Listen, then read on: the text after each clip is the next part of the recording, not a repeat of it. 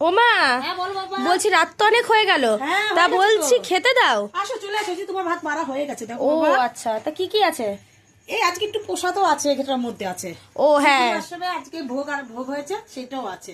হ্যাঁ, আর আজকে আমাদের বাড়িতে নিরামিষই রান্না হয়েছে। ভাত হয়েছে, হুম, ডাল হয়েছে, আজকে বাড়িতে রান্না হয়েছে ডাল ভাত আলু ভাজা। হ্যাঁ আর ভোগের একটু খিচুড়ি দিয়েছি, হ্যাঁ বেগুন ভাজা, হ্যাঁ মিষ্টি, হ্যাঁ। চাটনি, আর এই যে সাবু আর ই দিয়ে একটা ভোগের এই। হ্যাঁ, এটা আমাদের গুরুদেবের ভোগের প্রসাদ, এটাই হচ্ছে মেন আজকে প্রসাদ। এটাই হয়েছে। আজকে মাছ মাংস কিছু হবে না, কারণ ঠাকুরের জিনিসপত্র নিয়ে রয়েছে তো, হ্যাঁ। তাই আজকে এই পদেই রান্না করেছি। হ্যাঁ, আর আমাদের এই দোল পূর্ণিমার দিনে নিরামিষ খাওয়াই নিয়ম, এই 3-4 দিন তো আমরা নিরামিষই খাচ্ছি, তার জন্য একবারে আমি গুছিয়ে নিয়েছি। তো আরেকবার বলে দিই কি রান্না হয়েছে। দেখতেই পাচ্ছেন সাদা ভাত, হ্যাঁ। তার সাথে হয়েছে ভাত দিয়ে খাওয়ার জন্য হয়েছে ভেজ ডাল, হ্যাঁ।